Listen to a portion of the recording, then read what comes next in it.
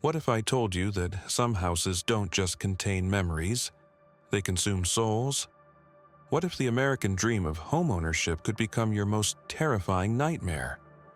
What if the very walls that are supposed to protect you become prison bars, trapping you with something that refuses to let you leave alive? Tonight, we're diving deep into one of the most documented and terrifying hauntings in American history. This isn't just another ghost story. This is a psychological descent into madness, a tale where the boundary between the living and the dead doesn't just blur, it completely disappears. And before we begin this journey into darkness, I need you to do something. Hit that subscribe button right now, because what you're about to experience will challenge everything you think you know about reality. This channel brings you the most disturbing true stories that mainstream media won't touch. The cases that make experienced investigators quit their careers. The hauntings that leave families destroyed and communities traumatized. If you're ready to confront the darkest corners of human experience, then you're in the right place. In 2008, Jennifer Patterson was living what most people would consider a normal, peaceful life in Warsaw, Indiana. She was a young woman with dreams, aspirations, and the simple desire to create a home for herself and her children.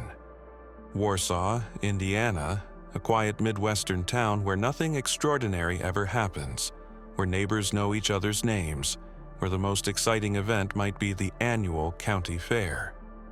It was the perfect place to start over, to build something beautiful.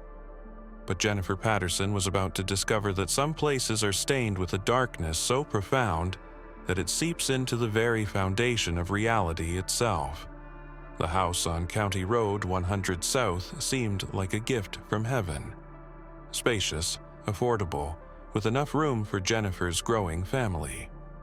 The previous owner had left behind furniture, personal belongings, even cologne bottles that still held the scent of a life once lived. To most people, this would seem like a generous gesture from the former owner. To Jennifer, it felt like coming home. But she had no idea that she was walking into a trap that had been set decades before her birth. A spiritual snare that would consume her sanity piece by piece until nothing remained but terror and desperation. The first signs were subtle, almost dismissible. A cologne scent that would waft through rooms where no one had been. Shadows that moved just outside peripheral vision. The feeling of being watched by unseen eyes that followed Jennifer's every movement. These are the kinds of experiences that rational people explain away. Old houses settle, create drafts, play tricks on tired minds. But Jennifer Patterson was about to learn that some explanations are nothing more than comforting lies we tell ourselves to avoid confronting a reality too terrifying to accept. The scent became stronger, more persistent. It wasn't just any cologne. It had character, personality, the intimate familiarity of someone who had worn it every day for years. Jennifer would walk into her kitchen and be overwhelmed by the masculine fragrance, as if an invisible man was standing right beside her, breathing down her neck. She would turn around to find nothing but empty air, yet the presence felt so real she could almost hear his heartbeat, almost feel the warmth radiating from his unseen body. But scents and shadows were just the beginning. Soon, Jennifer began hearing footsteps in rooms she knew were empty. Not the random creaking of old wood, but deliberate, purposeful steps of someone walking with intention. Someone who knew every inch of the house, who moved through it with the confidence of ownership. The footsteps would start in the basement and work their way up through the house, methodical and patient, as if someone was conducting a nightly inspection of their domain. At Jennifer's housewarming party, a stranger approached her with a warning that would chill her blood and change her understanding of her situation forever. This woman, someone Jennifer had never met before, looked her directly in the eyes and said words that would echo in Jennifer's mind for the rest of her life. "You need to get out of this house. There's something here that doesn't want you here." The stranger knew about Eli Jones. Eli Jones, a name that would become synonymous with Jennifer's descent into terror. Through her co-worker, Jennifer learned the tragic history of her dream home. In the 1960s, Eli Jones had built this house with his own hands, every board placed with love, every room designed as a shrine to his beloved wife. For decades, they had lived there in marital bliss, growing old together within walls that witnessed their deepest intimacies, their whispered conversations, their quiet moments of perfect happiness. But love, even the purest love, can become a curse when death intervenes. When Eli's wife passed away, she took with her not just his heart, but his will to live. The house that had been their paradise became his purgatory. He wandered those empty rooms like a ghost, even while he was still alive, unable to accept that his soulmate was gone forever. 7 months before Jennifer moved in, cancer claimed Eli Jones, but his spirit never left the house he had built for love. Death had separated him from his wife, but it could not separate him from the only place where her memory still lived. Understanding Eli's story should have brought Jennifer comfort, a rational explanation for the strange occurrences in her home. Instead, it filled her with dread, because now she knew she wasn't dealing with random supernatural phenomena. She was sharing her home with a broken man who refused to accept death, who saw her presence as a violation of sacred ground. Eli Jones wasn't just haunting the house, he was protecting it from what he perceived as an intruder, threatening the sanctity of his eternal love. The paranormal activity intensified with terrifying purpose. Jennifer would find her shower curtain pulled back when she knew she had closed it. Doors would slam shut with no one near them. But these weren't random acts of supernatural mischief. They were messages, warnings, attempts at communication from a soul trapped between worlds. Eli was trying to tell Jennifer something, but his method of communication was driving her toward madness. Then came the night when everything changed forever. Jennifer was walking up the basement stairs after doing laundry when she felt something that defied all natural explanation. Cold fingers, unmistakably human yet impossibly present, wrapped around her leg. The grip was firm, deliberate, possessive, the touch of someone claiming ownership. Jennifer could feel each individual finger pressing into her flesh, the supernatural cold burning like ice against her skin. For a moment that felt like eternity, she was held prisoner by a dead man's grasp. But Eli Jones was just beginning to demonstrate the true extent of his supernatural rage. On another day, as Jennifer descended the basement stairs to finish her laundry, she felt 2 hands press firmly against her back. These weren't the gentle touch of someone trying to get her attention. These were the violent hands of someone who had lost all patience with her presence. With supernatural strength, Eli shoved Jennifer down the stairs. Jennifer's reflexes saved her from what could have been a fatal fall. She grabbed the banister as she tumbled, her muscles straining against the momentum, pulling several muscles in her arm as she fought to stop her deadly descent. The pain was excruciating, but it was nothing compared to the psychological trauma of realizing that her invisible housemate was no longer content with passive aggression. Eli Jones had escalated to physical violence, and Jennifer knew with terrifying certainty that this was only the beginning. The basement became a place of pure terror for Jennifer. Every trip down those stairs felt like descending into hell itself. The air grew thick and oppressive, filled with a presence so malevolent it felt like breathing poison. Jennifer could sense Eli's rage building with each day she remained in his house, his resentment growing stronger as his repeated warnings went unheeded. She was no longer just an unwelcome guest. She had become the target of a supernatural predator who would stop at nothing to reclaim his domain. But perhaps the most disturbing aspect of Jennifer's haunting was how it began to affect her children.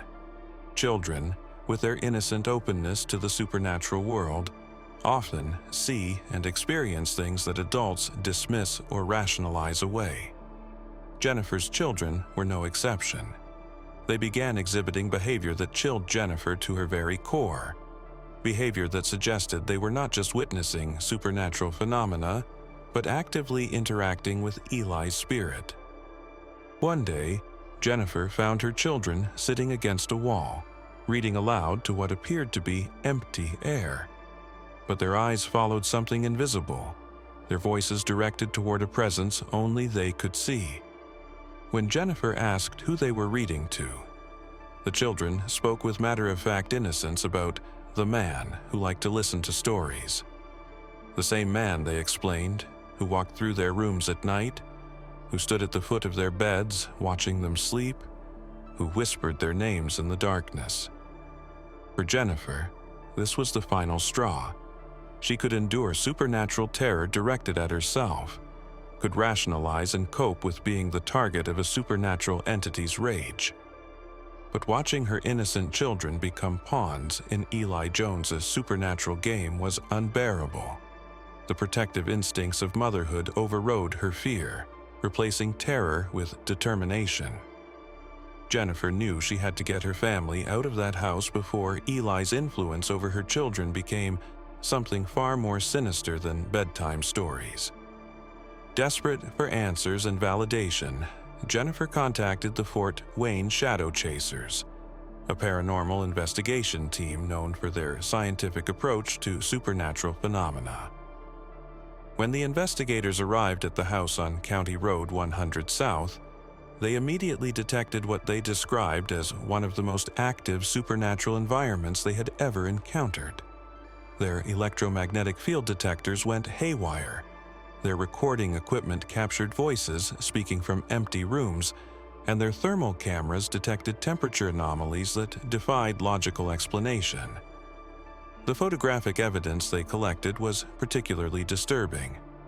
Pictures of Jennifer's dog showed mysterious smoky apparitions surrounding the animal, shapes that were invisible to the naked eye but clearly visible through camera lenses. These weren't the typical orbs or light anomalies that paranormal investigators often capture. These were defined, purposeful forms that suggested intelligent, supernatural activity. The investigators theorized that Eli's spirit was so powerful, so entrenched in the house, that he was becoming visible to technological equipment even when human eyes couldn't perceive him. But perhaps the most chilling evidence came from electronic voice phenomena recordings. When the investigators played back their audio recordings, they heard clear, unmistakable words spoken in what appeared to be Eli's voice. "This is my house," the voice declared with supernatural authority. "She doesn't belong here." These weren't random sounds or misinterpreted noise. These were coherent statements from a consciousness that refused to accept its own death. The paranormal investigators delivered their verdict with grave seriousness. If Jennifer wanted to continue living in the house, she would have to accept Eli Jones as a permanent resident. They explained that some spirits are so deeply attached to their earthly locations that removal is impossible. Eli's connection to the house was forged through decades of love, loss, and grief, bonds that death itself could not sever. The investigators recommended that Jennifer try to coexist with Eli's spirit, to establish boundaries and hope for peaceful cohabitation. But Jennifer knew that peaceful coexistence was impossible. Eli's supernatural assaults were escalating, his territorial behavior becoming more violent and unpredictable. The entity that had once been a loving husband had been transformed by grief and death into something dangerous and possessive. Jennifer realized with crystal clarity that her choice was simple: leave the house or risk her family's safety, perhaps even their lives. The decision to leave wasn't just about abandoning a house. It was about surrendering her dreams, her financial investment, her vision of the perfect family home. But as Jennifer packed her belongings under Eli's supernatural surveillance, Feeling his invisible presence watching her every move with growing agitation, she knew she was making the only choice that would preserve her family's sanity and safety. Some dreams, she realized, come with a price too terrible to pay. Jennifer Patterson's story forces us to confront questions that challenge our fundamental understanding of reality. What happens to love when death intervenes? Can grief become so powerful that it transcends the boundary between life and death? Are there emotions so intense that they can anchor a soul to the physical world indefinitely? Jennifer's experience suggests that consciousness might not end with death, but transform into something we can't comprehend, something that exists in the spaces between what we know and what we fear.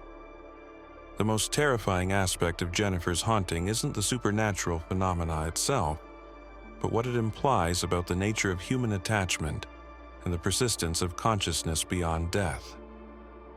Eli Jones wasn't an evil entity seeking to harm Jennifer out of malice.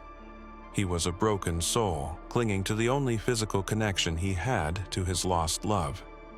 His aggression stemmed from the same impulse that drives any territorial animal, the desperate need to protect what he perceived as his sacred space.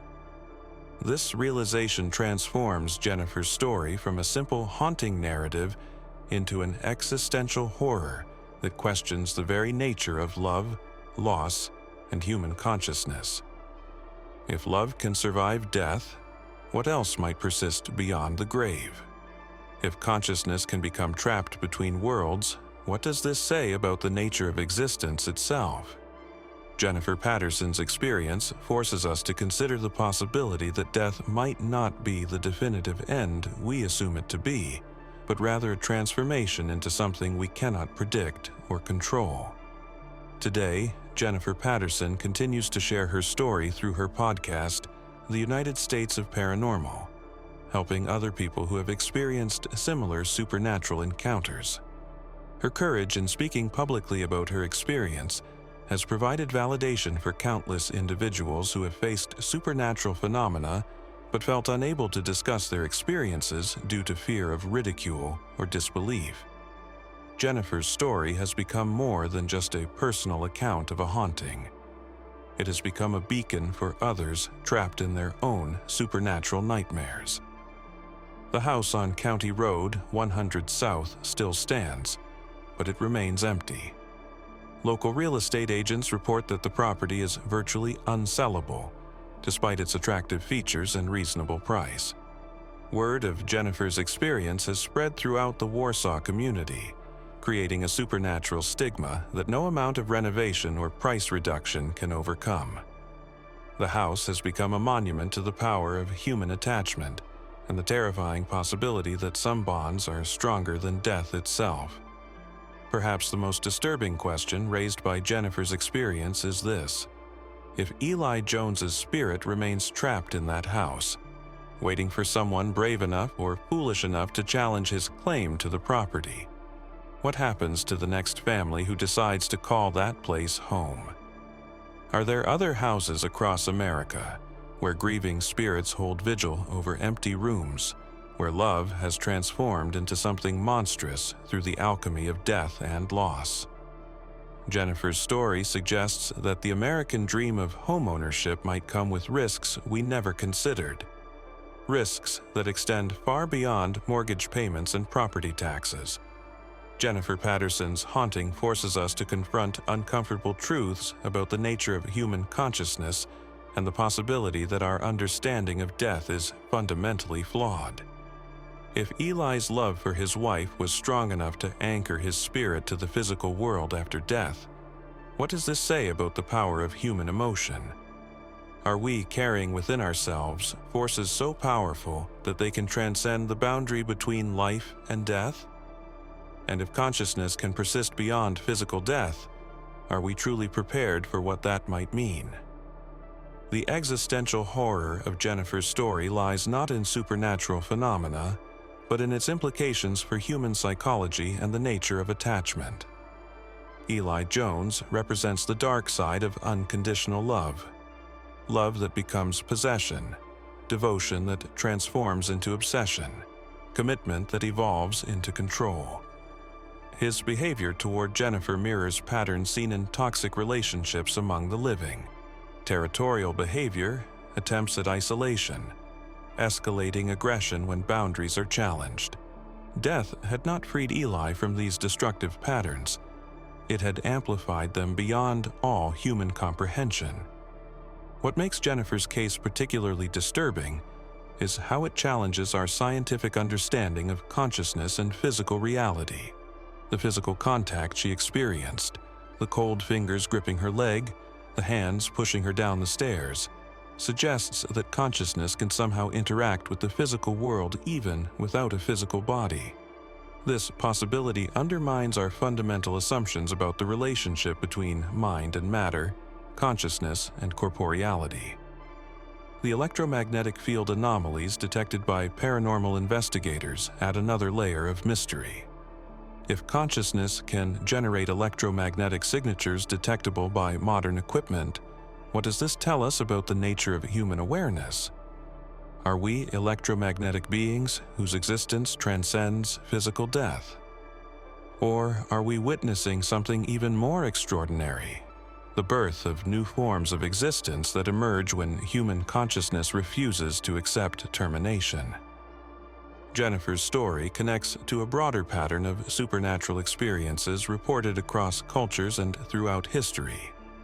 The phenomenon of spirits attached to specific locations appears in folklore from every inhabited continent, suggesting that human consciousness might possess capabilities we don't fully understand. Perhaps Jennifer's experience isn't an anomaly, but a glimpse into aspects of human existence that mainstream science has yet to acknowledge or explain. The house on County Road 100 South has become more than just a haunted location. It has become a laboratory for investigating the boundaries of human consciousness. Every electromagnetic reading, every recorded voice phenomenon, every unexplained temperature fluctuation adds data to our understanding of consciousness and its relationship to physical reality. Jennifer's courage in documenting and sharing her experience has contributed to a growing body of evidence that challenges our most basic assumptions about life, death, and the nature of existence itself. Jennifer Patterson's story serves as both a warning and a revelation. It warns us that some purchases come with hidden costs that extend far beyond financial considerations. It reveals that the boundaries between life and death might be far more permeable than we assume. Most importantly, it forces us to question whether we are truly prepared to confront the possibility that consciousness, love, and human attachment might be far more powerful and persistent than we ever imagined. As you turn off the lights tonight, as you walk through your own home in the darkness, as you settle into sleep in rooms that you believe belong to you, remember Jennifer's story. Remember that every house comes with a history. Every room holds memories, and some former residents might never truly leave. The question isn't whether you believe in ghosts. The question is whether you're prepared for the possibility that love, in its most intense and desperate form, might be stronger than death itself. And if you've made it this far into this journey of existential terror, if you've confronted these uncomfortable questions about consciousness and death alongside me, then you understand why this channel exists. We don't just tell ghost stories here. We explore the deepest mysteries of human existence, the questions that keep philosophers awake at night and make scientists question their most fundamental assumptions. If you're ready to continue this journey into the unknown, to keep exploring the boundaries between what we know and what we fear, then hit that subscribe button and join our community of truth seekers. Share your own supernatural experiences in the comments below, because Jennifer's story is just one chapter in a much larger book of human encounters with the impossible. Thank you for traveling with me into the darkness, and remember, some stories stay with you long after the telling ends.